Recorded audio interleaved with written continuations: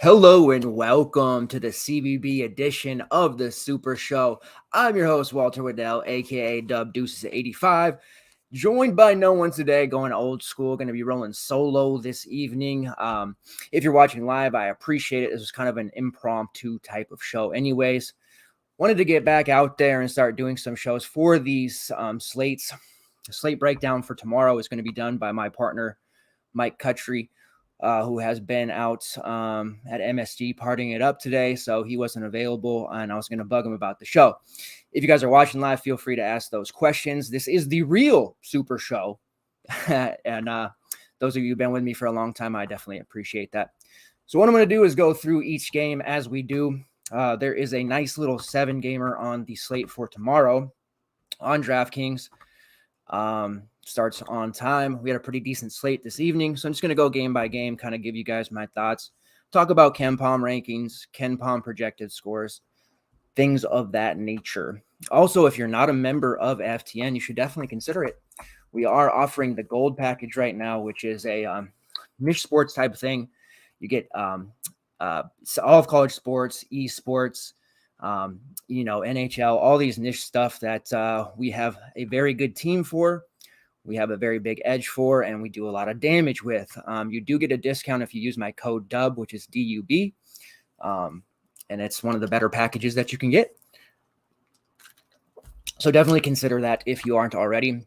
The Discord alone is worth it. I say that every single time, but I wasn't around the Discord much today. I had some stuff to take care of. Typically, though, we're posting starting lineups, late breaking news, injuries, any of that kind of thing. We are on it. There were some guys 30% owned that have been scratched in the past for college football, college basketball. Just recently, actually, there was a late scratch where somebody was approximately like 25% owned. So the Discord alone, if you don't read any of the articles and you just use the Discord, it's definitely worth your money. We have a community that shares information, lineups, all that kind of stuff. Not quite full lineups, but, core plays, things of that nature.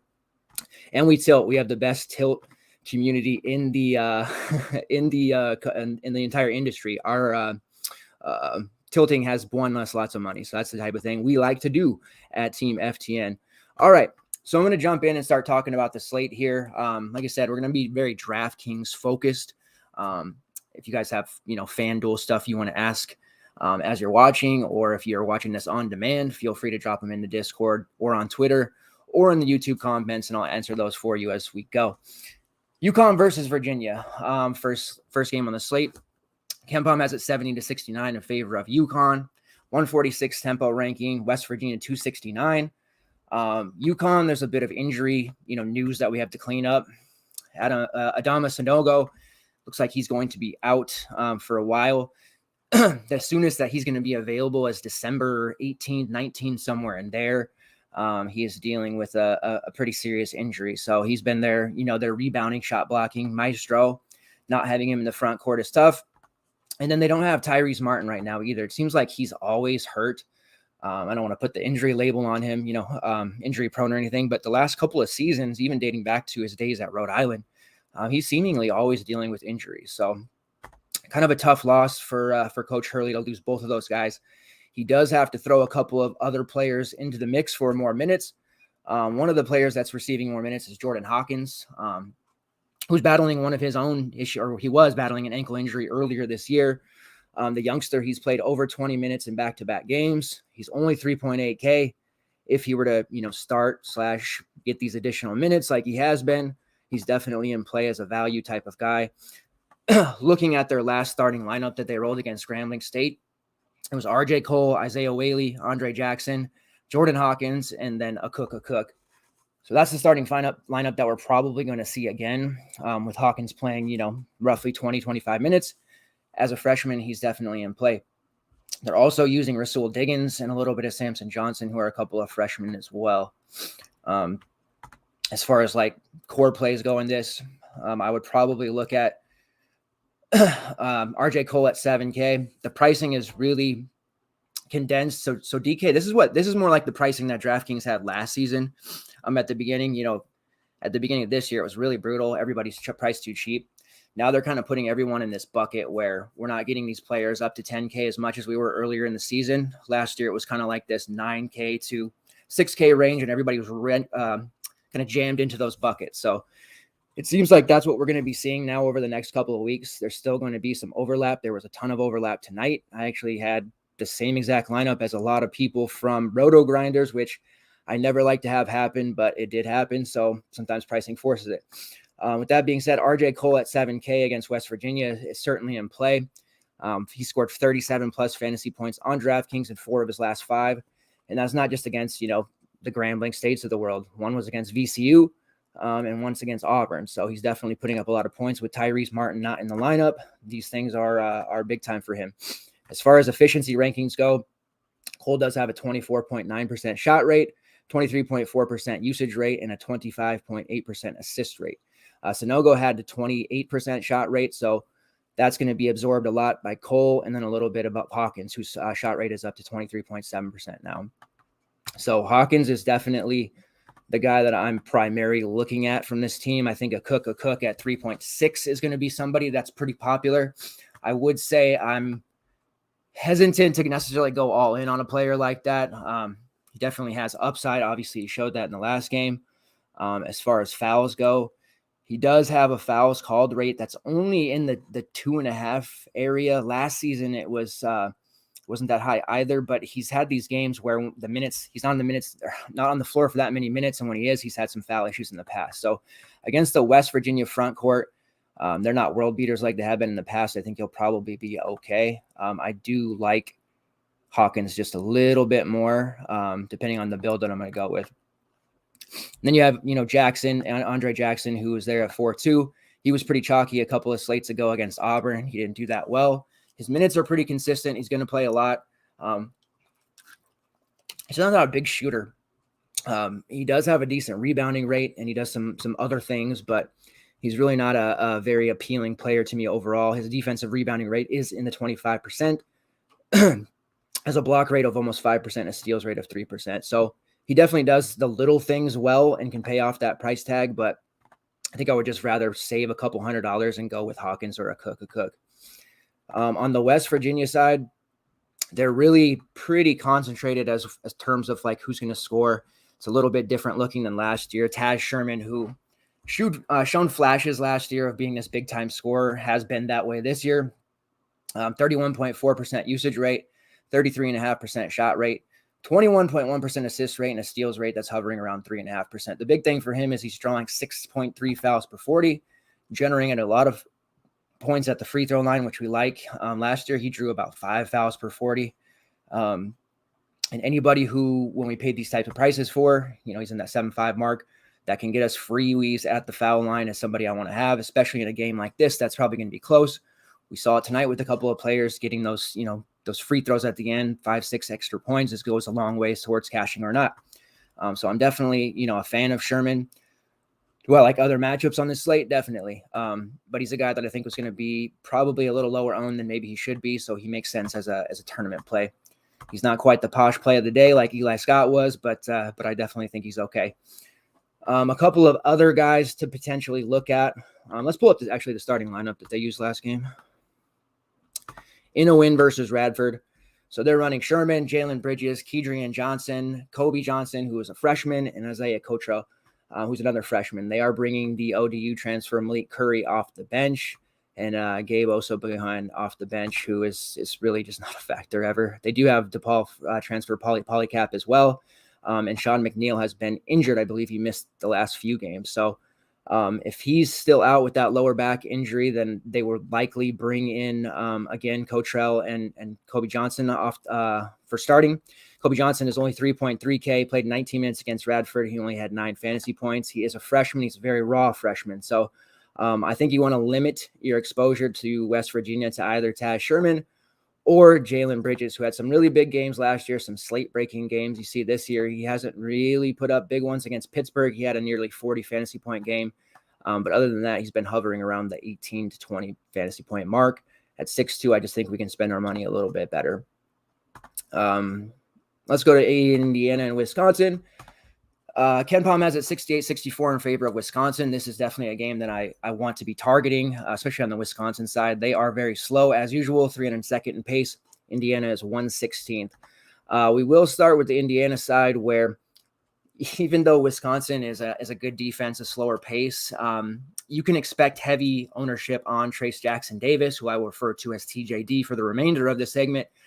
He is only priced at 7.8, which is obviously a big pricing error. The last time he was on the slate against Syracuse, he was 7.3. So the price tag has come up, yay, but he's still severely underpriced. Obviously, a guy that's averaging well over 40 DK points. The Nebraska game, which was a little closer than I think people thought it would be. He had a nice 14-7, 4 block, 3 steal performance for 35. I mean, ordinarily when he's 9K like he was last year, a 35 might feel like a kick in the shorts. But 35 at the price of 7, 8, 8K is going to be just fine. So Wisconsin isn't a world beater on defense either. I think the reputation says they are. They've scared me off of a few good plays. That Georgia Tech game that they beat them by 4. I lowered my exposure on Defo, thinking that they would be able to kind of handcuff him a little bit, and they didn't. He scored 33. Obviously, a different player than TJD is, but it does show that defensively, Wisconsin is against some of the better teams potentially going to struggle. Even Justin Lewis looked pretty good against them with 14, 4, and 3. His usage rate was over 40. He was taking a ton of shots. Kolek looked good against them. So I'm not going to be afraid to use TJD here. It would be kind of silly of me to not use him at that price point. I know a lot of people that read our content or talk to us or watch our shows are very leverage based, and they're always looking for the chalk to fade. And sometimes it makes sense to fade a big chalk like that or a leverage spot. But when you see somebody who's egregiously priced, and I talk about this in the Discord all the time, like Terrell Brown when he was 4.7, my Husky Terrell Brown, not the old Pitt guy. That doesn't make sense to fade him for leverage because of the fact that he's just egregiously priced. He's going to do well. You want to, probably be, fade somebody else that's going to be chalkier, that's got a higher chance of busting, right? Terrell Brown's chances of busting at 4.7 are very minuscule. I'd say less than 10%. Now, TJD is going to have more than a 10% chance of failing at this 7-8 price, but it's still not going to justify fading very often because it's less than 25%. So he's a cash game staple. Everyone's going to talk about him. That's what it is. Where we can get some of our leverage and where we got it last time was with my guy, Race Thompson, right? Against Syracuse, he put up a nice 44 at 6K. The price is up to 6.5 now, so we are paying a little bit more of a tax. Against Nebraska, he followed it up with an 11.11 rebound game. He's actually had double-digit rebounds in 3 straight. I continue to look for books that have props now, right? Player props. Mike has been crushing it at player props. Props to him. So I've been looking at props more too, having people, find that stuff and see who can help me with that stuff. Races rebounding props have been like 5.5, 6 in a lot of places. So if you can find a book tomorrow that places him at that 6 up to 6.5 mark, I would slam the over continually, even against Wisconsin, who is mostly a team of role players. No offense to the Badgers. They all play their role well. Obviously, Johnny Davis is a star. We know that.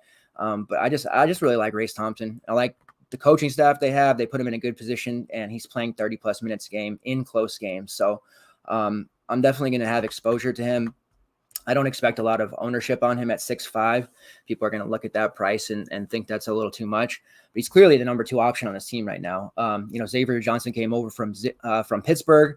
He's not really fitting into this system just yet. His minutes against Nebraska were really bad. He only played 15.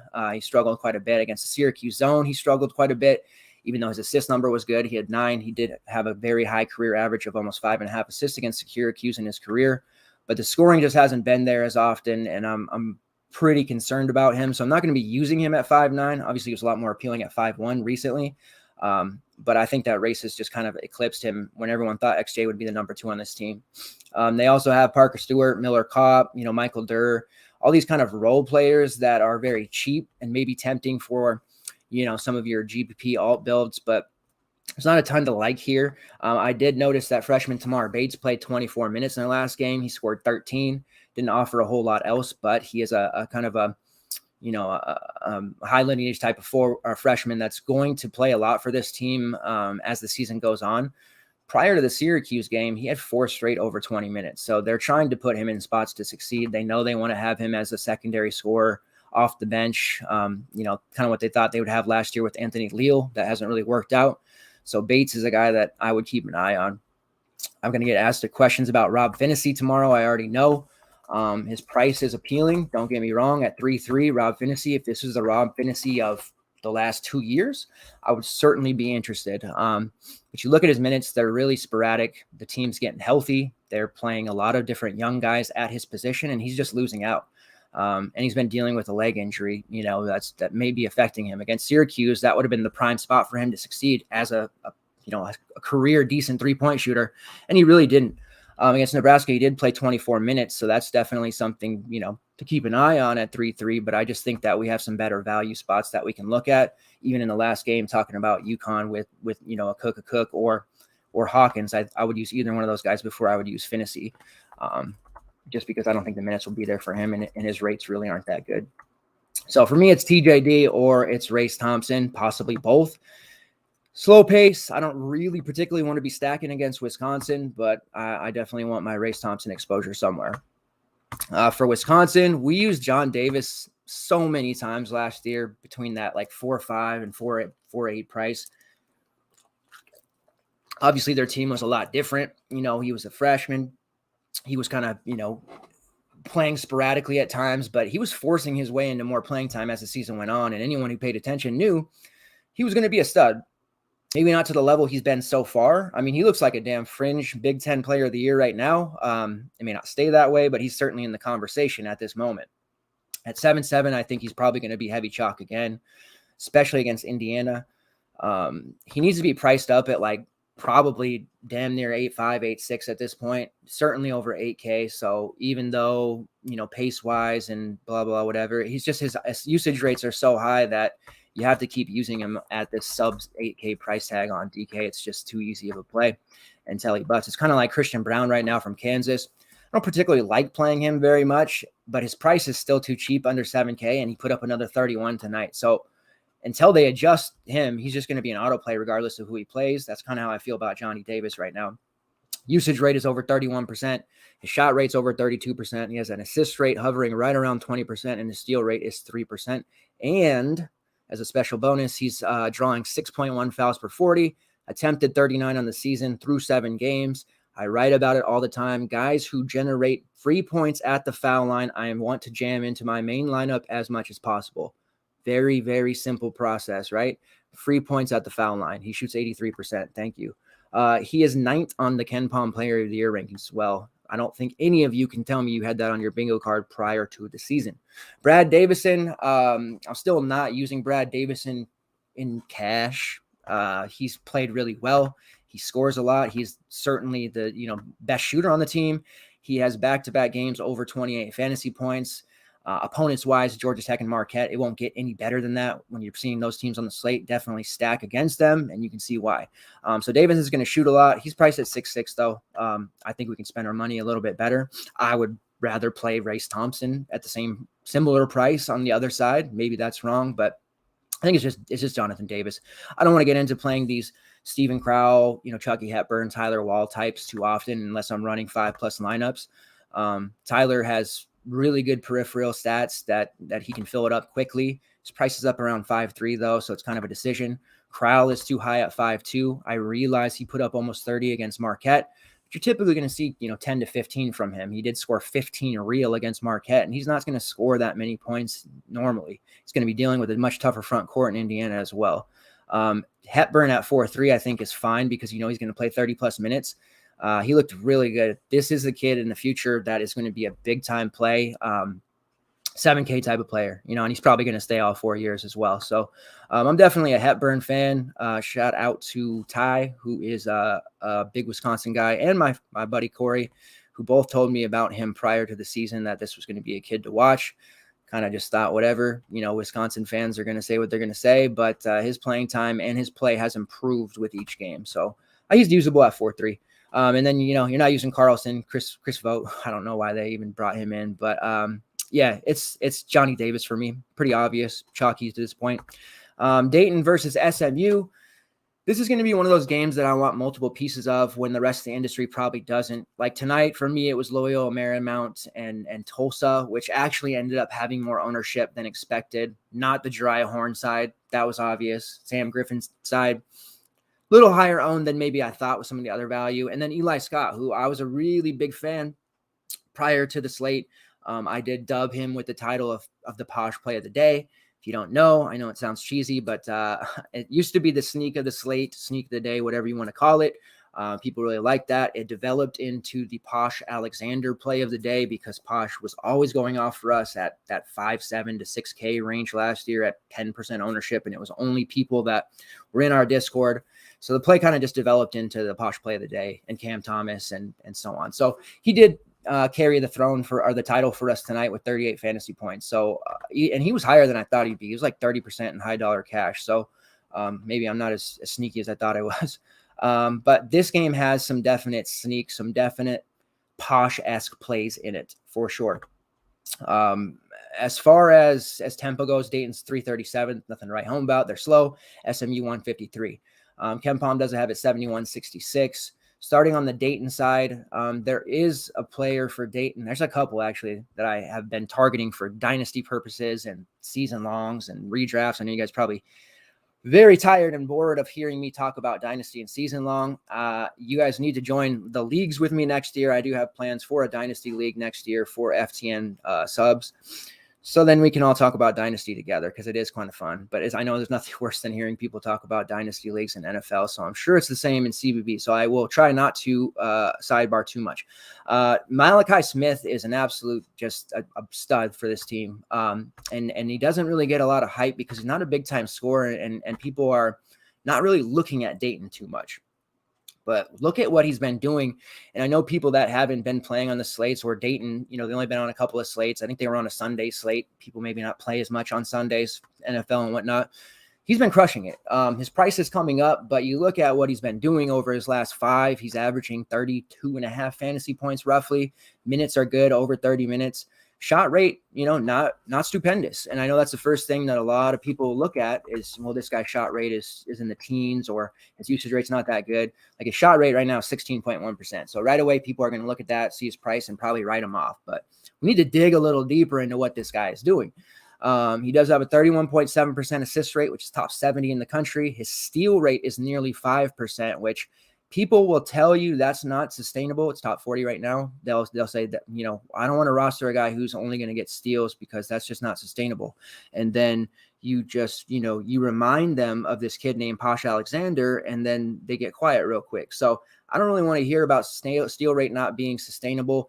I think it's far more predictable than people think. I'm not going to get into this too much. It's something that I have arguments with people because you see a team that's turning the ball over, you see a guy that's stealing the ball or is an excellent on-ball defender or fills the passing lanes well, as Malachi Smith does. I've watched 3 Dayton games now. He's very good on defense. This is a kid that's going to get steals, bottom line. Generates foul shots. He's 92% free throw shooter. He leads the team he's second on the temp, with 25.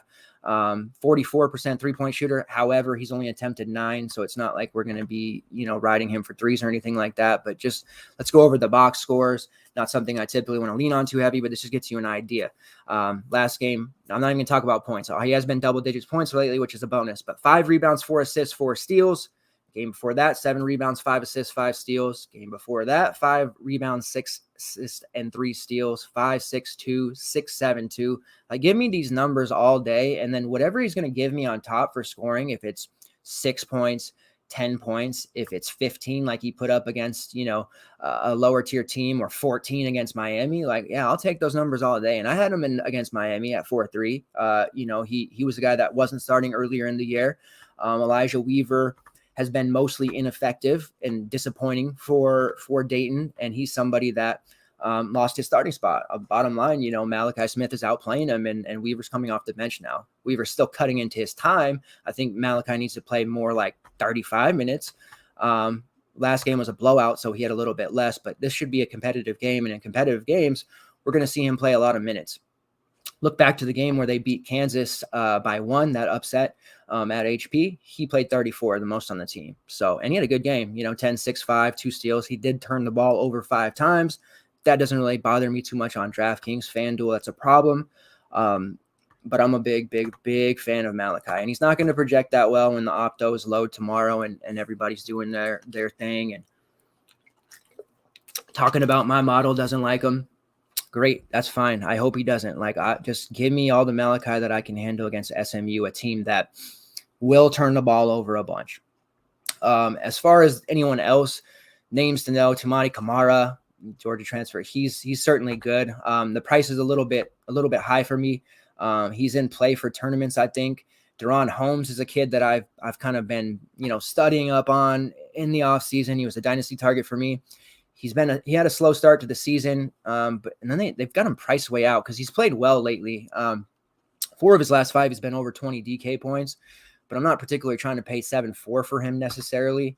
However, he has been staying out of foul trouble. They're giving him more additional minutes, even with Kamara healthy, and he's doing things with them. So both him and Kamara, I think, are fine in terms of, GPPs, or if you have that extra salary or you're building a balanced type of build.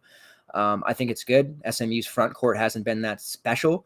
I just prefer Malachi. He's my guy. For SMU, Kendrick Davis is that guy. He's just a guy that when he's on the fantasy slates, I saw somebody tweeted about this today, that whenever he's on the fantasy slate, because Kennedy Chandler wasn't that great today, that he struggles. And we've been talking about this for a few weeks, actually dating back to last year, because my dear friend Aaron from the Discord, he kind of controls whether Kendrick Davis is going to do well or not. Every time he rosters Kendrick, we get that 24 fantasy point game. When he fades, we get that 40 plus. So we'll have to ask him, although he did say he used him against Missouri on the 21st of November, and he had that 40 fantasy points, so maybe the curse is broken. At 8.5, he's a good play against Dayton. Rates wise, I mean, he's the total package, 27.8% usage rate. His assist rate's top 50 in the country at 33.5%, 6.3 fouls drawn per 40. He's a big time driver, but he has been shooting the ball well, as this year's 41% from 3 on 57 attempts.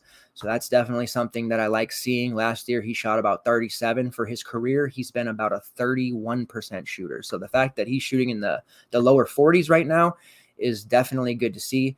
Last year in 17 games, he took 67 threes. This year in 10 games, he's taken 57. So he's had to look for a shot more. Doesn't have Tyson Jolly around anymore.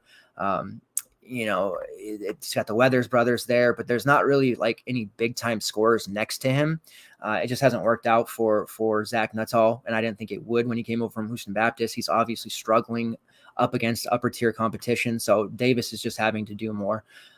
So it makes sense, but he's got more volume and his efficiency hasn't suffered yet. So if you can fit Davis, he's absolutely the premier pay up. He always is.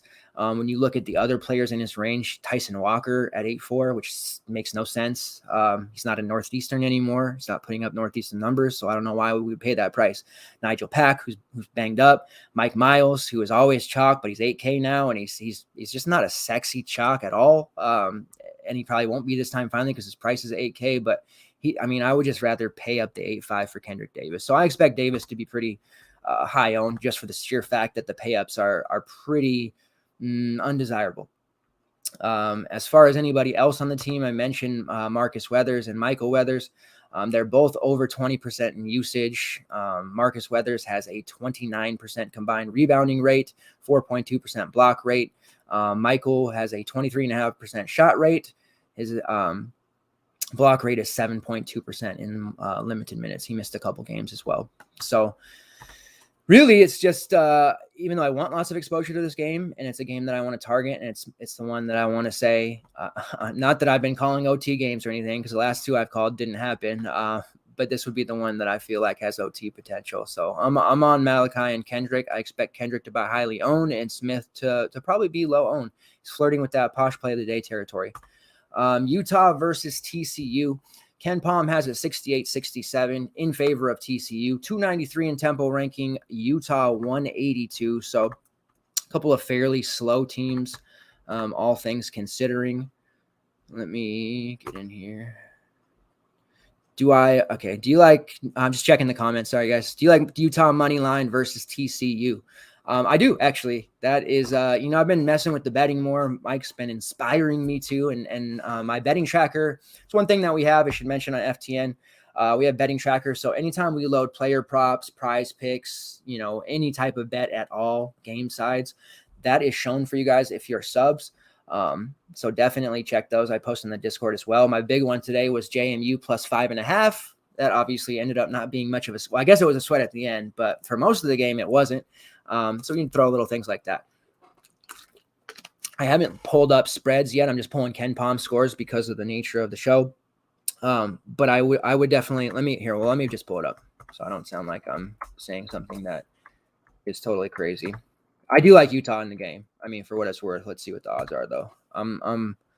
I like them better than TCU. I don't really like this TCU team as is right now. So let's see. Plus 2. Okay, yeah. So +2 for Utah. I'll take that. I mean, I generally don't use like the Ken Palm projected score or any of these other analytic sites to decide on bets because that's not going to be a winning play very often. But I definitely think that they would keep it within, 1 point, 2 point kind of thing and potentially win. So they do. Let's talk about Utah though. Marco Anthony is still pretty banged up. He couldn't play against California. He's dealing with an ankle injury. Ankle injuries are tricky, right? So even if he comes back, there's nothing to say that he's going to jump right back into 30 minutes. He could easily re-aggravate that injury. So he's not necessarily in play for me, but it has a lot to do with the other guys, right? So, because if he is out, David Jenkins is still cheap at 4.6, although he would be my third play in line of these Utah guards. Obviously Booth Gotch would be the number one play. He's price is like kind of creeping a little bit, right? He was 3.9, 3.4. He's 4.1 now. So his price is creeping, but still not enough. So, even against TCU, it doesn't really matter. Actually, I'm probably the biggest as far as content providers go. Like I take a lot of stock into matchups. I really do. But sometimes you just have to throw matchups out and not worry about it. So even though the TCU defense has been decent, I really wouldn't worry about Booth Gotch at this price. He's going to play 30 minutes. Even if Anthony returns, I think Gotch has earned his rollback. You guys have to remember that, he was on Minnesota last year, but he was on Utah a couple seasons ago, and he was a big-time impact rotational player for them. So obviously coaching staff is different and all that. He was dealing with some stuff earlier. He had to wait for his waiver. There was some rust there because he wasn't practicing. Now he's getting full minutes, and he looks good. And he looks like the Booth Gotch that we expected to see last year that we just didn't. So at 4-1, he's clearly the best play, even if Anthony plays. If he weren't to start, if starting lineups come out tomorrow and maybe he's coming off the bench, maybe, I'll maybe lower my exposure. I don't know it'd be enough to push me off of him, but I would definitely have to think about things. And then another kid that people aren't going to be talking about or looking at if Marco Anthony is out is Lazar Stefanovic. He was a guy I was looking at last slate against Cal, but I didn't need his value. He was stone min at 3K. I did write him up as a potential value. Took 11 shots last game. The game before that, USC took 12. Not shooting a great percentage, shooting 32% right now in those last few games, but he had 24.5 fantasy points, 11, 6, and 3. So at 3-3, if he's going to play that 25 to 26 minutes with Anthony out, no issue with him at all. I think for me, he'd be ahead of Jenkins even. Jenkins is clearly a better scorer, but at 3-3 and getting that type of minutes, I would rate him as a better play than Jenkins. And then Lahat Tion, apologize if I butchered that name. I looked it up before, and that's what it looks like the pronunciation is. He's been playing well the last 2 games with all these injuries as well. He's played 25 and 19 minutes, 20 fantasy points in 16. So he's trending on that fantasy point per minute line. Big time rebounder. He's been very productive. So he'd be a guy I'd maybe worry, having to go up against Emmanuel Miller on the other side, but definitely a guy to play. We saw Brandon Carlson return. He played, but the minutes for Tion didn't go down. So, and his rebounding rate in those limited minutes has been 38% combined, which is really strong. Block rate of 4%. He does have a fouls called rate in his shortened time of 5.1. So he is not necessarily going to be a main team play, but he is one of those all lineup values that nobody's going to be talking about. Nobody's going to be on. And with some of these other injuries they have, and they're kind of short in the front court, even with Carlson back, he's going to play. He might foul, but he's going to play. Carlson saw 21 minutes against Cal in a game that they were really controlling. He didn't look super comfortable. I saw the second half of that game, but those probably will ramp up as time goes. So I'm not looking to use him, but be aware that his minutes are going to ramp up here as time goes. So it's Booth Gotch for me. Riley Batten's not a play, even when Carlson is doubtful or out or limited. Batten's just not really a banger. On the TCU side, let's see here. All right, so Mike Miles is up to 8K. I was off him. Mike Miles chalk doesn't seem to do well. I know he had 27 last game against Oral Roberts, which is a nice score. There was another player in his range that was less owned, and I think did slightly better. So it ended up working out just fine to get away from him. But typically he's that guy that he had a bad first half too, if I remember correctly. That guy when he's chalked that puts up like the 20, 24. He had it last year. Maybe I'm holding on to a grudge from last year when he put up like a 6 at 70%. He's a fine play, but 8K. I think I would rather just pay the 100 more for a guy like Emmanuel Miller, who hasn't had the best season just yet as he learns a new system. But I like this matchup for him against Utah's front court. Utah has given up some fairly big scores to opposing front court players. Andre Kelly got into foul trouble last game, so you can wipe that one away before anyone says, but wait. The time before that, Isaiah Mobley for USC had 21 and 13. So he had a big game against them. When they played BYU, that they allowed Gavin Baxter to put up 14 and 2 against them with 2 blocks, who is kind of a slower big court or front court player. Some of their Boston College bigs have done well. Let's pull that up real quick. Quinton Post had 5 rebounds, a couple blocks, steal, just kind of filled it up a little bit. So this matchup doesn't scare me. The player I think I would look at if I was going to target a TCU guy would likely be Damien Bao. I don't love the price of 6K, but he was about 5'8" last slate. With injuries that TCU is dealing with, primarily Maxwell Evans, who missed last week with an undisclosed injury of some sort. If he were to be out again, Bao, who hopped in the starting lineup and played 30 minutes against Oral Roberts, would likely do it again and have to, in a competitive game, play big minutes. The price, like I said, isn't necessarily exciting, but he's playing a big role for a TCU team that's, number one, doesn't really have an identity, and number two is looking for other scorers besides Mike Miles. Might that be Damien Bao, who wasn't really a big factor at Memphis other than, his freshman year in 2020, 2 seasons ago, he had an assist rate in the mid-20s and was a really good passer. And then, the last 2 years, last year, Memphis kind of ran him out of town because he didn't get the best playing time. They have too many me-first players. Same thing that's happening to them this year. So now he's on a team with TCU that can actually use his talents. And he's doing a lot more. His usage rate is up over 21%. Assist rate's hovering around 28%. He has a steal rate in the 5% region, 74% free throw shooter. He's drawing around 3.5 fouls per 40. So he's doing well. He's playing well, and he deserves more time. So he would be my guy on TCU, but it's not a play that I would be married to. Nobody for this TCU team at current price really screams play me. We used to be able to get Chuckle Bannon at like 3.5 in the good old days, and now he's 5'8". So let's move on to the next game. Just double check comments here. Yes, I definitely like Utah. James, Utah is a team that I would take +2 on. I haven't decided what bets I'm going to do just yet. Cutry's going to be writing up the slate. That's why I decided to do a show to kind of get my thoughts out there. I will have bets as well, but Utah +2 seems pretty advantageous to me.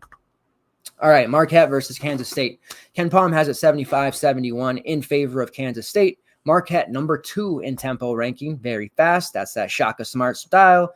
And then 196 tempo ranking for Kansas State. So this is a game you want to target just on pure tempo alone, right? And the main players so far for Marquette have been Justin Lewis, Daryl Morsell, and Tyler Kolek. All three are priced pretty fairly for their abilities. Lewis at 7.6, Morsell at 7.2, Kolek at 6K. So we're not necessarily getting any big time, discounts or big X value returns or anything like that. But from a raw point standpoint, you got to like Justin Lewis, who has been very, very consistent DFS option thus far, and he doesn't normally draw that much ownership. He did earlier in the season, but on some of these bigger slates, people are kind of forgetting about him because of his price. He does have a shot rate over 26%. His true shooting percentage is hovering around the 60% mark too. So he's moved that up. His three, he's only shooting 31% from three. So you'd like to see that number go higher, but the volume is there. He's taken 42 attempts already through 9 games. If you look at what he did last year as a freshman, obviously the Dawson Garcia and some other options, he took 32 total through 21 games, only shot 22%. So his percentage has gone up, and he's taking more as well. So he's taking more of a leadership role or an alpha role on this team. The addition of Daryl Morcell from Maryland has been good for them. That's helped. Otherwise, I think they would really struggle to score the basketball in this type of offense that they want to run. Shaka went out and got Morcell, and that was probably a wise decision. Even though you don't think of Morcell as a guy that's a bucket getter, he's more known for his, defense at Maryland and the occasional 3-point shot. He is shooting 44% from long range so far on 34 attempts. That's been huge. He's drawing 5.5 fouls per 40. So be still my heart, a free throw getter, taking 47 on the season. That's definitely something I like. 20.7% assist rate and 24.1% usage rate. Just an okay play. The price is high. I would rather get a discount. I would just play Justin Lewis over him, even though there's a good chance Morcell could outscore him. So there is another player worth looking at after he played 31 against Wisconsin, talking about Cam Jones, their freshman. He didn't do a whole lot in that 31 minutes. So that's an issue, right? 5 points, 1 rebound, 1 assist, but he did play 31 minutes. So generally, if a guy's going to be on the court for 31 minutes or more, he's going to trip into some statistics unless, I shouldn't say this, but unless their name's Jared Bolden or something like that, right? They stand in the corner. I know Bolden's probably a little bit better than a corner stander, but that's just the first name that I thought of as being a chalk play. Or I'll leave it there. So he's only priced at 3.7. So I mean, if we think he's going to get those kind of minutes again, I think this matchup against Kansas State, he'd be more apt to do anything better than what he just did against Wisconsin. Just noticed that he was on the floor that long. If you look back at his other games, the last 3, he's played 24, 19, and 29. He had a 22 wedged in there, lesser opponent. And then against St. Bonnie's, he played 29, and he had roughly about 10 fantasy points. So you're not going to get anything too great out of him, but he is a guy, worth mentioning until we see last year's super value play, Greg Elliott, either shake off whatever rust is struggling with, any nagging injury, any mental stuff. I mean, he was suspended there in the beginning of the season. So Greg Elliott's a guy that was serviceable last year and scored like 17 to 20 fantasy points pretty regularly on a much more loaded team. So if we thought Elliott was going to start and be last year's version at 3-1, I probably would run him as a core, to be honest. But right now it looks like Cam Jones is going to be that guy. Other than that, they've got Kurukath, they've got Prosper, a couple other transfers, but nothing super exciting outside of Lewis. So 7.6, if you want to pay for Lewis, I'm fine with it. Kansas State is a team that doesn't really excite me at all. They haven't in years. Nigel Pack is in concussion protocol. So there's based off the beat writers, what I've read, it sounds very unlikely that he's going to play, but that could change in a minute. They're going to see how it is in the morning. They're going to, see how it is if he has a chance to warm up and he could potentially play. But right now it seems pretty doubtful.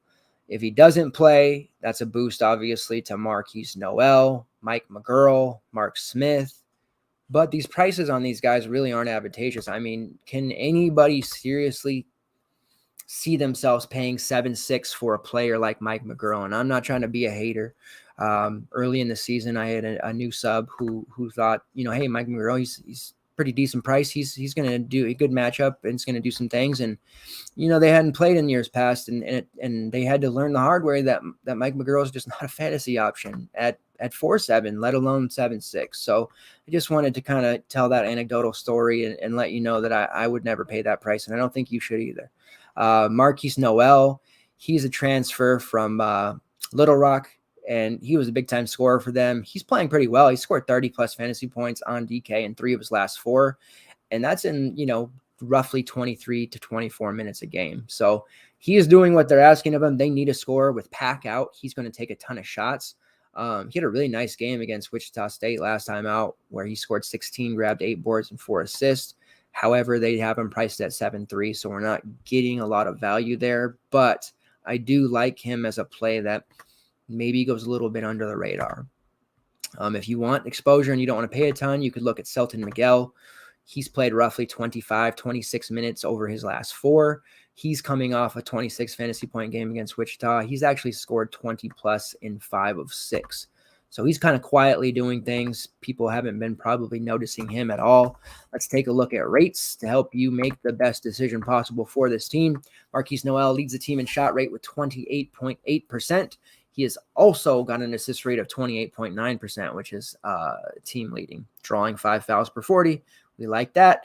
As far as Nigel Pack, he has a shot rate of 27.5%. So him being out is a pretty big deal. It's a lot of shots to go around. Selton Miguel has picked up the slack, 22.5% usage rate and an assist rate of 25%. He is drawing about 4 fouls per 40, shooting roughly 37% from long range. So I could get behind the Miguel play, I think, the more I dig in and depending. I haven't tried to build a lineup yet, but that's something that I could see, working out and to your favor if Nigel Pack is out at 5'8". 21, 22 fantasy points should be well within his realm. Michigan State versus Minnesota. I have Ken Palm showing at 69.64 in favor of Sparty, 63rd in tempo ranking, Minnesota 224th. So right away, let me tell you, and we've got this figured out, and I'm sure if you grind every day, you do too, but the Minnesota front court is just an abomination on defense and on the glass, right? So we are going to see opposing front court players do some serious medieval damage to this Minnesota team. They are currently ranked 357th in offensive rebounding percentage. So a lot to be desired there. They're 116th on the defensive glass. There's going to be some big rebounding numbers that they give up on the regular. So being 357th, I don't know if you guys are aware, but there are 358 Division I teams. So that's basically dead last. There's going to be some big rebounding numbers for this Michigan State squad. And they have a kind of a revolving door of big men, unfortunately. However, they all have really high fantasy point per minute. So Marcus Bingham comes to mind. Julius Marble comes to mind. Maybe a little Malik Hall.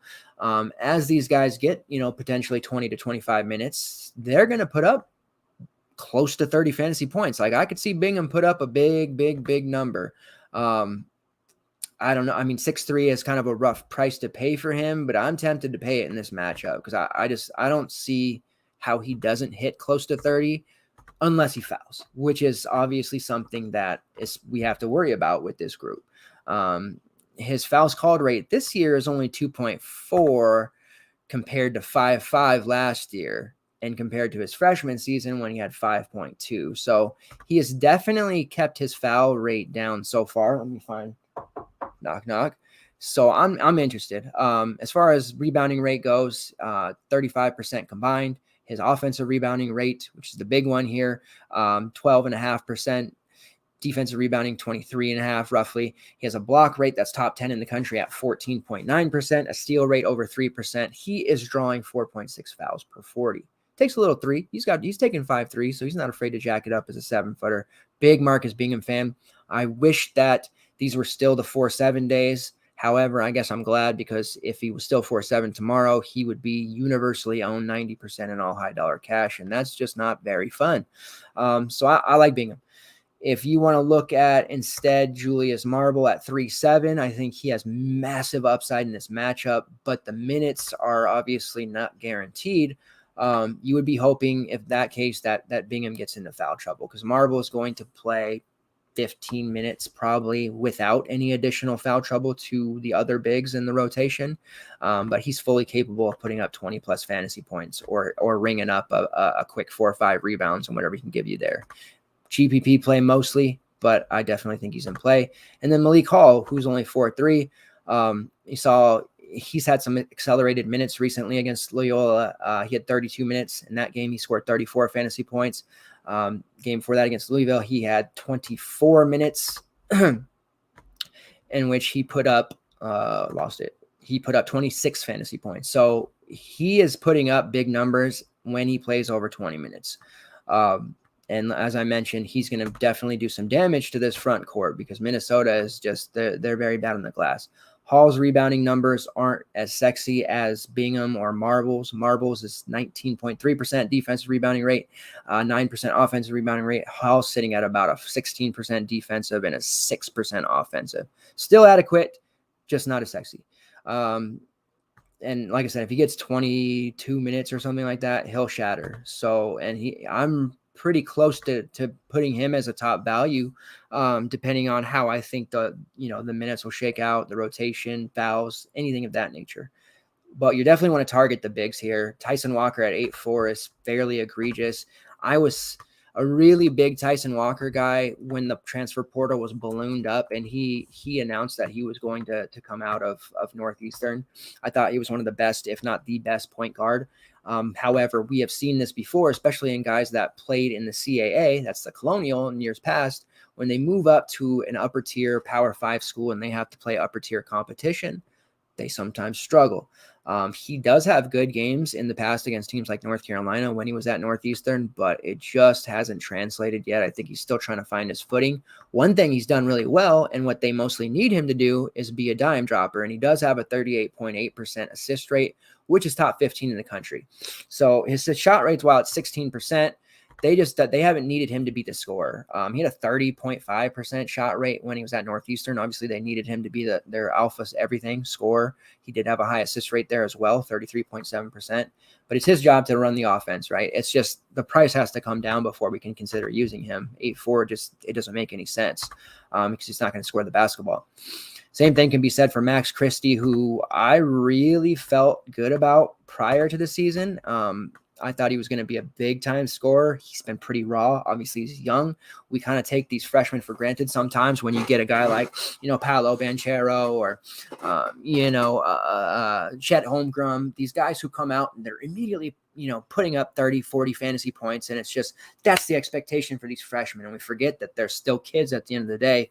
And it's going to take some longer than others. So it's definitely looking like Max Christie is going to be a bit of a late bloomer. DK has priced him as a guy that's putting up numbers like he's Ty Washington right now, and he's not Ty Washington. So can't use him either.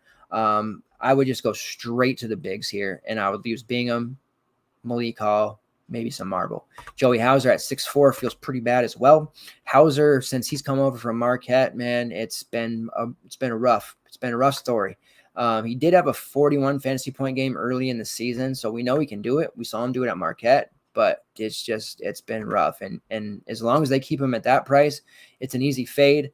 Last year, we remember he would be priced at $475K. He was one of those guys that would end up being chalk, and everyone would say, why did I play him? By the end of the year, people were actively looking to fade him even at 4.5. So Joey Hauser, we're going to have to leave you on the sidelines, my friend. And then Gabe Brown at 5'9". Many people predicted the Gabe Brown breakout. He's been good. He's played well. He's been productive. As far as, his shooting goes, he's shooting right around 36% from long range on 48 attempts. Nothing wrong with that. 25% shot rate, getting things done. I don't hate him. He's not a priority play for me, but he's a guy that I usually get asked about, or he's a last guy in type of play. I don't hate him. And then AJ Hoggard there, he has a 26% usage rate, tops on the team. Definitely would like to see him play more minutes. His assist rate is 42.7, which is 7th best in the country, and he's drawing 5.5 fouls per 40. But the minutes just haven't been there for him. He's playing roughly 15 to 18 minutes a game, but when he's on the floor, his usage rate is astronomically high. So he has his hands on a lot of plays. He might play, 15 minutes, but he's going to score 8 points. He's going to dime 3 or 4 times, get a couple steals for you. So I really wish that he could play more minutes. We've seen him in the past produce in more minutes, but Izzo just has an extremely tight leash on him. He's only 4'8". I think he's viable here, but he's not a main team play just yet, unless we were to see him, get some type of report that he's going to play big minutes, start, whatever that might be. As far as their last game against Toledo, he still came off the bench, and that was a game that Walker played pretty well. He had 6 assists, but in a comfortable win, he still only played 15 minutes. On the Minnesota side, it's pretty concentrated in terms of where this, production is going to come from. So it does make it pretty easy. The Sparty defense is a unit we can target as well. So I'm definitely looking at some of these Minnesota guys. That starts with Jamison Battle, who at 6'8", I definitely feel pretty good about. He is playing 92.1% of the minutes, which is top 18 in the country. He doesn't leave the floor very often, and he has a license to chuck. So he has 56 three-point attempts. He's shooting right around 34%. Not great, but not bad. But when he's in the game, he is chucking. If he has any bit of room at all, and even if he doesn't, he's taking that shot. So you got to love a guy who's going to take 15-plus shots. 5 to 8 of them going to be triples, if not more. He does have a 26% shot rate. Peyton Willis, who went away for a year to play for Charleston, has come back to Minnesota. Finally, the Rock. He has a shot rate of 25.6%, a usage rate of almost 26%, and he is shooting 45% from long range on 43 attempts. So Willis has been a pretty consistent option at Minnesota. I know last slate out, against Pittsburgh, he was a pretty big disappointment. He had 25.5, but that just shows you his floor is, how mad are you really when a guy at 6'7", 7K gives you 25 at worst? Yeah, I want 30 plus, but at least it's not, a complete meltdown of a game where he's putting up a 7. He followed that up with a 45. So he's going to be on the floor a lot. He plays a ton of minutes. As far as team percentage, it's right around 87% of the team's minutes, which is top 80 anyway. So him and Battle are going to be on the floor a lot. Those guys should be loved by all Opto users tomorrow. I would imagine they're gonna project quite well at these prices. You can also look at Luke Lowy at 4'8". That sounds like a weird way to say his last name, but that is how the announcers say it. He played 38 minutes in their last game. Time before that, he played 35, and then he had a 43-minute game against Princeton. So again, this Minnesota rotation is pretty nice just because Coach Ben Johnson is going to play the same group of guys, big minutes. At worst, they're running like a 6-man rotation, off the bench. The starters are all playing 30 plus. That game against Mississippi State, where they pulled out a pretty impressive 81-76 victory. All 5 starters, Eric Curry, Peyton Willis, Elijah Stevens, Jamison Battle, and Luke Lowy played 30 plus minutes. Jamison Battle played all 40. Off the bench, Charlie Daniels 10, and then a couple guys 2 or 3. So this is a very Jim Boeheim-esque early to mid, 2010 to 12 region Ed Cooley with that Providence rotation where he ran his starters into the ground. A very, very similar rotation, which makes it very, very easy to know what's going to happen. Now, we will have to see the status on Sean Sutherland, who is at this moment, as of Twitter beat writer, here says that he's a game time decision. So if he plays, that's going to stretch out the rotation to 7. Still fine. So he's not a play. It's just a matter of, do you want to play only one Minnesota guy, which I think is a must at least, or 2? All right. So that's kind of where we're at with it. And then the last game on the slate, and it's a fun one, Utah State versus BYU. Ken Palm has it 73-65 in favor of BYU. They're 183rd in tempo ranking. Utah State is 215th. Utah State, they are different looking than when they were on the slate. Have they been on the slate this year yet? Let's see what we got going on here. Okay, so they have one time, and that was when Justin Bean put up 50 plus at 6'6". All right. So they do look a little different if you haven't been grinding it out. Last year, Craig Smith, they had who moved on. They have Ryan Odom as their coach now. And then also, obviously, Neemias Queta is off to the pros. Raleigh Wooster and Marco Anthony followed their coach to Utah. They look a little different. Alfonso Anderson is off to Pacific. So all these key pieces left, but Justin Beam stayed on, and he saw the vision for Ryan Odom, and he's putting up some just amazing numbers to the point that he's 7th in the Ken Palm Player of the Year rankings, which is definitely not on the bingo card of anyone. He's proved to be matchup proof. They're playing him 91% of the minutes, 25% shot rate. He has a true shooting percentage that's in top 15. He's shooting 56% from long range on 18 attempts, which is still pretty decent in 7 games. He's a career 22% three-point shooter, so I don't know where this sudden explosion has come from. His previous career high for made threes in a season was 10. He currently has 10 through 7 games made. So Bean's he's going off, man. His nil deal with is it Taco Time? I think he has a nil deal with Taco Time. Is paying off for them. He has a 3.3% steal rate, drawing 5 fouls per 40, 87% free throw shooter. Yes, all day long. Let's take it. And then even his 2-point field goals, he's shooting 70%. So very high percentage shooter, 13.7% offensive rebounding rate. His combined rate is hovering, almost 39%. Very nice. That's top 100 in both categories. Just does everything for this team. So Justin Bean against BYU, a tough BYU defense at 7-4. This would be one of those spots where I think that production, usage rate, and price outweighs matchup for me. Today with Kennedy Chandler, I know he didn't work out. We had to really test that Texas Tech defense. They hadn't really played anyone, and it was a spot where the matchup wasn't great, but the production, the price, and the usage rate warranted using him, and it didn't work. Okay. And it may not with Justin Bean, but I think that a fair amount of the time it will. And when you got a guy that's averaging nearly 50 fantasy points and hasn't played a cupcake schedule either. I mean, they've played some gimme games, but they've played against some pretty tight competition. I mean, St. Mary's, they did lose that game 60-58, but against St. Mary's, he scored 19, had 10 rebounds, 4 steals. I mean, that's a good number against a team like St. Mary's. They beat Oklahoma by 3, 73-70. Against Oklahoma, he had 24 and 19. That might have been the game on the slate, I think. Richmond, in a game they won 85-74. He had 33 and 15. Richmond has been a good team. New Mexico State has been a good team. He rocked them for 17 and 7. So I don't know. I'm not really worried about the matchup as much as maybe I should be. I will say that BYU suffered a somewhat embarrassing loss in overtime at home to Utah Valley, but Utah Valley has Fardaz Amquake, who is Amak, sorry, I said that wrong, who is an NBA prospect. He put up 24 and I believe 22 rebounds against BYU, so it's doable. Justin Beam can definitely do some damage here, so I'll certainly be on him. I think it's probably a wise decision. He's really surrounded by role players. They did bring over Rylan Jones from Utah. He transferred over when Ryan Odom decided to come to Utah State from UMBC. He also brought over with him a couple UMBC transfers in RJ Idle Rock and Brandon Horvath.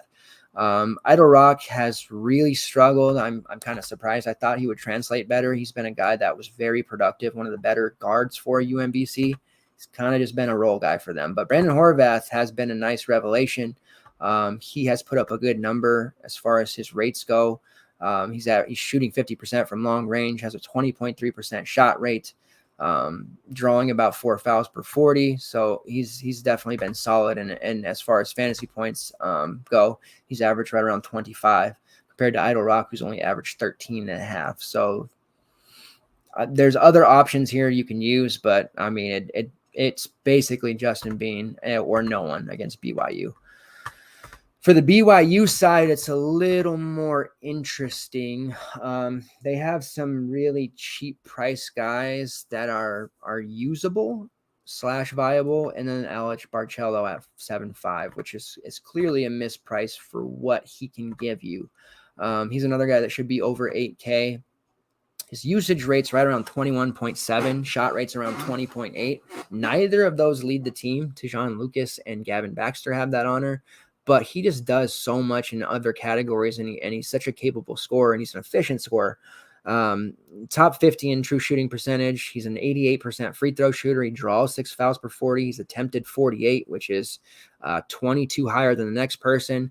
63% overall field goal shooter, shooting about 40% from long range. So Barcello is just a guy that can get it done each and every night and get him a bucket when he needs to. So The usage isn't super high, but the efficiency is, and sometimes that's fine.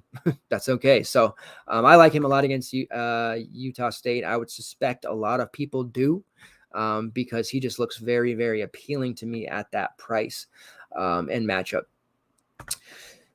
Seneca Knight is an interesting, he transferred over. Was it from LSU? I believe he didn't play though, but at 5'2", he's playing roughly 25, 26 minutes a game.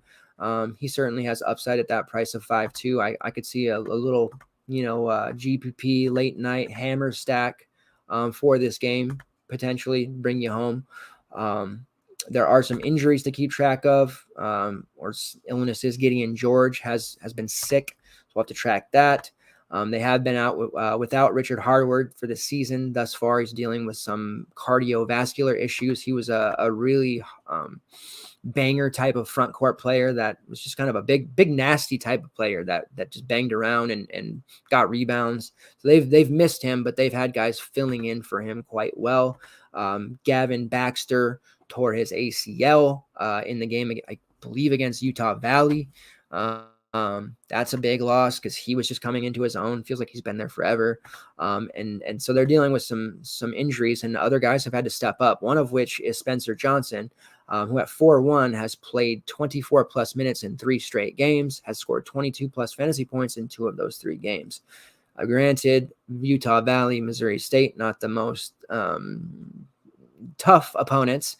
However, against Utah, he was adequate with 6 points, 5 rebounds, a block, and a steal for 16.5. If he gives us 16.5 at 4-1, definitely doable. I like that. Looking at his rates, 19.3% shot rate, 4.6%. Oh, sorry. No, that's 50% three-point shooter. So that's good. His true shooting percentage is just mediocre, but his offensive rating is one of the highest on the team behind Barcello. So a good shooter, somebody that I think can definitely pay off that 4-1. Another somewhat cheapy, Fousseyni Terror. He's having to step in and play more minutes because of all these injuries to their other front court guys. He's only 4K. Earlier this season, he was a guy that was putting up 20, 25 fantasy points, kind of trailed off since. He does have a little bit of foul issues, but his rates are solid if he does play 20 plus minutes. 12% offensive rebounding rate, a 31% combined, 6.8% block rate, and he has the 3rd best offensive rating on the team. So there's some value to be had here, some risk, but I could see running 2 BYU guys with the Justin Beam, run back, if you will, and feel pretty good about it. Depending on this Gideon George news that we're going to want to track. Caleb Lohner is another guy to look at. He's playing right around mid-20s minutes, 5'8". He's a very active player. He was a guy last year that sat in that 4K range. A lot of BYU guys did. He has 30-plus fantasy point upside. He's a very solid rebounder, 30% combined, 10% offensive. Knows how to get himself to the free throw line. He doesn't shoot free throws very well, but he gets there. And he's another guy that could maybe be like a sneakier GPP play at the 5.8 price tag. If he sees that, 30 minutes or so. He's taken double-digit shots in 3 of his last 5. All right, let's see. So that is the slate pretty much. As far as a core right now, definitely want to refer to Mike's write-up when it drops. We'll have exposures as well. We do drop cheat sheets on FTN site and PrizePicks. So right now for a core, I'll try not to be so obvious, I guess, but TJD, which is pretty obvious. I think that I want to core Jordan Hawkins for Uconn, assuming he starts again. I feel quite good about him just in the game that I watched him play recently. And then got to be a pay up, right? Because I can't just say Boost Gotch and be that way. Malachi Smith. No one else is going to have him. I think he's trending dangerously close to being Posh play of the day. So that is my 3-man core. Could change, subject to change throughout the day as my thoughts change. I will be much more around the Discord. So no problem there. As far as PrizePicks goes, let's talk about some PrizePicks. We had a nice day on PrizePicks today. Really nice, actually. We hit them all, I believe. We had 4 for 4. Yep. And let's see. So I'm going to give you guys some of those. Were the ones we hit today. All right. So Emmanuel Acott over 18.1 fantasy points. That hit. Gibson Jimerson over 1.5 3-pointers made. That hit. Kobe Brown over 7.5 rebounds. He got 11. And then Al Durham over 19.7. I believe he eked out like 20.7, 20.8, something like that. So yeah, a good day on PrizePicks. There have been some softer numbers. We really did damage during college football. Now that we're focusing on college basketball, we can really, dive into these. So looking at it initially, let's see. I always like to scroll down to the late games because typically they have guys who are far too low. One that sticks out right away is Jordan Shepard of California versus Idaho State, 24.8 fantasy points. I certainly like his over. He has been over 25 fantasy points in back-to-back. Obviously a high usage guy, 28% usage rate, 30% shot rate, drawing almost 5 fouls per 40. Even on days where he's having kind of, rough shooting outings, he is able to generate points on the glass through assists, steals, whatever he needs to do. So as somebody with a high usage rate, 24.8, that feels too low. I'm in on him there. I feel like a broken record, but every time Matt Bradley's, and they're getting closer now, but anytime he's under like 25.5 to 26 fantasy points, I'm going to hit the over. Right now it's at 24.9. So PrizePicks is starting to creep on him. I still think that's in play. Arizona plays Wyoming. Check out the Graham Ike kid for Wyoming, man. He is a beast. Not going to take his over though. Benedict Mathurin, 25.1 fantasy points. He's coming off a 40 spot. He's probably going pro after this year, so enjoy him while you can. I like his over 25.1. Kiva Luma is facing Cornell. Kiva Luma has been very good to us lately. He's been hitting his over frequently, especially on his rebounds. Let's pull up his rebounds real quick. 6.5. So they didn't change that from last time. He's been getting 8, 9, 10 rebound games the last couple. So I like Kiva Luma's over 6.5 rebounds as opposed to his 27 fantasy points. I am in on that. Going back to fantasy points, see our guy Jabari Walker, 29.9. That's probably good. All right. So that's it on fantasy points. I just want to see a couple more singles. Marcus Bingham, 7 rebounds. That's probably good. I do want to hit the over on that, but I don't want to play it just to play it. That's probably good. That's enough to get you through. Let's do Nate Johnson too. All right, so Nate Johnson, 23.7. He's facing off against Ball State, so I like his over as well. Nate Johnson was a big-time scorer for Xavier last year, a very consistent three-point shooter. Kind of struggled out the gates this year, but he's picked it up in his last 4. He scored 15 or more fantasy points. Against Norfolk State, he had 20, Virginia Tech 30, Central Michigan 24, and Oklahoma State 15. He is a big-time reliant shooter, so the peripheral stats won't always be there, but I still like him to hit the over on 23.5. In fact, if they give it to us, let's see real quick. 3-pointers made. Oh, they put 3. So now I was going to say if they gave us 1.5 3-pointers made on Nate Johnson, I would have hit the over on that, but not on 3. So that would be enough to get you over. As far as FanDuel goes, if you guys are playing on FanDuel, I don't want to completely ignore you. Let me just pull that up real quick. As far as a core on FanDuel, just to kind of get you going there, if it'll pull up. And then also I'm waiting for that to pull up. We have, as I mentioned, a betting tracker. If you guys are on the betting side of things, definitely consider that. We put in our prop bets, sides, totals, that kind of stuff. Earlier we had somebody ask about Utah.